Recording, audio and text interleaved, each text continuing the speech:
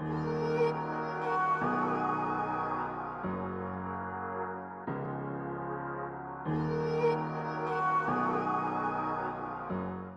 for chapter 20.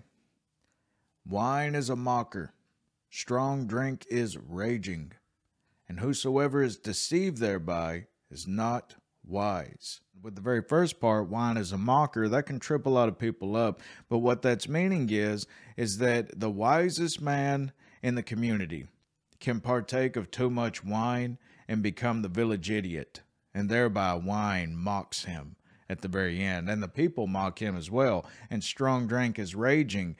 Men in whom partake of hard liquor, hard whiskey, whatever. I've drank enough to fill an ocean, throughout my whole life. I know what it feels like. And you can really be in excess of it and become filled with rage. But Fitzsimmons commented on this. These two aspects of wine, its use and its abuse, its benefits and its curse, its acceptance in God's sight and its abhorrence, are interwoven into the fabric of the Old Testament so that it may gladden the heart of man if used moderately. Psalm 104, it can gladden the heart or cause his mind to error. It can be associated with merriment or with anger.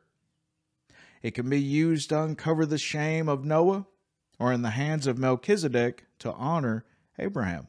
Verse 2, the fear of a king is as the roaring of a lion. Whoso provoketh him to anger sinneth against his own soul. It is an honor for a man to cease from strife, but every fool will be meddling. Basically meaning that if you can walk away from conflict before it escalates, then that is an honorable thing. But a fool will continue and ag it on and ag it on and ag it on. The sluggard or lazy man will not plow by reason of the cold. Therefore shall he beg and harvest and have nothing. Counsel in the heart of man is like deep water, a wise man, but a man of understanding will draw it out. And Cambridge noted a very good example of that, of drawing out the wisdom from someone, as from a well, as the Queen of Sheba did with the very Solomon in whom spoke this proverb. Verse 6, most men will proclaim every one his own goodness, but a faithful man who can find? Now that's a very good note on how every man thinks that he's good at heart. You can walk up to most people and say, hey, are you going to heaven? They'll say, yeah, I'm a good person and everything. Most men will proclaim everyone his own goodness. But a really faithful man, who can find? They're 1 in 1,000 true Christians. A true Christian will be the very first to tell you, I'm not good. I'm not good at all. That's if they have a little bit of knowledge, Now, there are many Christians in whom are just starting out and whom may not know that to the extent that we do. But they'll say, no, I'm a wretch, just like Paul the Apostle says. The just man walketh in his integrity. His children are blessed after him. And that can be pointing towards a wise man in whom leaves an inheritance for his children, or that of a man in whom leaves wisdom and passes it on to his children. Either way. A king that sitteth in the throne of judgment scattereth away all evil with his eyes. How much more whenever you stand at the judgment seat of Christ, the true King of kings, the eternal King. How much more terrifying will it be for an evil man to stand before him? Oh, how terrible. Who can say, I have made my heart clean, I am pure from my sin? Diverse weights and diverse measures, both of them are alike abomination to the Lord. This is speaking of crooked dealing. Even a child is known by his doings, whether his work be pure and whether it be right. The hearing ear and the seeing eye, the Lord hath made even both of them. And it's believed by many commentators that what this is trying to say is the Lord formed the ear. So does he not hear everything? The Lord made the eye. Does he not see everything? And this is even delved into in Psalm 94. Understand, ye brutish among the people, and ye fools, when will ye be wise? He that planted the ear, shall he not hear? He that formed the eye, shall he not see? Verse 13, love not sleep, lest thou come to poverty. Open thine eyes, and thou shalt be satisfied with bread, meaning get up and be active.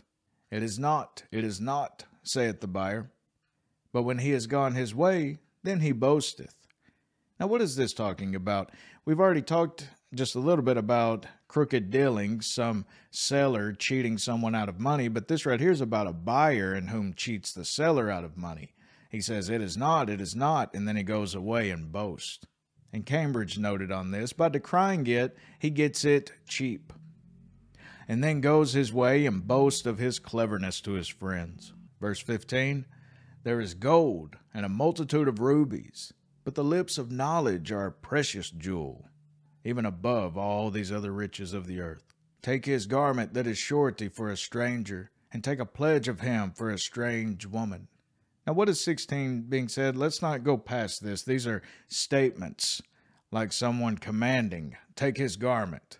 And once again, Solomon has warned against taking on unnecessary burdens that others have found themselves in, like a friend of yours, whenever they get into trouble financially or something because they're so poor with money. Solomon warns against helping them because that's tough love at that point. Let them be in debt. Let them suffer for it. That way they may learn.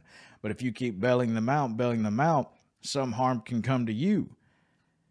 Treat him at once, it says to the creditor, as though he were the actual debtor, for there is no escape for him once that he has bound himself in with this debt in which he was not initially involved in. Verse 17, bread of deceit is sweet to a man, but afterwards his mouth shall be filled with gravel, that of stolen bread. Now, this is warning against committing a crime. Yes, you may need bread to eat, and then you steal it and you get away with it, and no one ever finds out, but God saw it. So whenever God's judgment comes upon you for this, that very bread will feel like gravel. Every purpose is established by counsel, and with good advice, make war. Now, that's not telling a government to go to war. That's just saying if you have to go to war, have good advice, make good counsel and good preparation. He that goeth about as a talebearer revealeth secrets, someone in whom spreads rumors, once again. Therefore meddle not with him that flattereth with his lips. Avoid frequent and familiar society and conversation with him that flattereth with his lips, by which artifice he seeks to gain thy affections and to fish out all thy secrets, which he may impart to others and use against you later. Whoso curseth his father or his mother, his lamp shall be put out in obscure darkness. An inheritance may be gotten hastily at the beginning, but the end thereof shall not be blessed. Now, the prodigal son is probably a good example to point towards that. Being greedy with all that money that you get, and then all of a sudden you just go out and squander it, it will not be blessed. Say not thou, I will recompense evil, but wait on the Lord, and he shall save thee. Don't try to take vengeance in your own hands. Wait on the Lord. Diverse weights are an abomination unto the Lord, and a false balance is not good. Man's goings are of the Lord. How can a man then understand his own way? Now, once again, as we've spoken in prior studies, this is not talking about every move that you make is forced by the Lord, but ultimate outcomes are divinely appointed, be they for good or for bad. Verse 25. It is a snare to the man who devoureth that which is holy, like that of the peace offering, and after vows to make inquiry. Now, this is warning against making vows unto God, and this would have been far more prevalent back then, but today you can say that you promise God something and then you don't go through with it. This is really what that's warning against. If you can't keep those kinds of promises, don't even make them. A wise king scattereth the wicked, and bringeth the will over them. Now, what is this will being mentioned? So a king brings the will over the wicked. Now, this will would have been that of the threshing floor. A sort of sledge or cart was driven over the stalks of corn spread upon the threshing floor, by means of which the grain was separated from the husk, like this will right here, it ran over them. A wise king winnows out evil persons from among his people, thus putting an end to their corrupting influence, is what the Proverbs say. The spirit of man is the candle of the Lord, searching all the inward parts of the belly. Now, of course, this candle of the Lord is the invisible part of a being, that in which the Lord can see, just like we see faces. He sees the soul and the spirit of man, and constantly searches it all the time. Verse 28. Mercy and truth preserve the king, and his throne is upholden by mercy. The glory of young men is their strength, and the beauty of old men is the gray head. The blueness of a wound cleanseth away evil, so do stripes the inward parts of the belly. Now, what's being spoken in verse 30? Pulpit commented that in essence, severe punishment is the best healing process in cases of moral delinquency. It is a very good thing to punish evil people before their death on the earth, stripes for their back. That way they may learn from it. It's actually merciful. But that's the moral place for this. Now, in the physical sense, whenever someone has some kind of bodily ailment, and let's just say that you have to amputate an arm or a leg in order to save the person, well, Pulpit next notes on that. Painful remedies, incisions, cauteries, amputations are often necessary in the successful treatment of bodily ailments. Spiritual sickness needs sterner, more piercing remedies.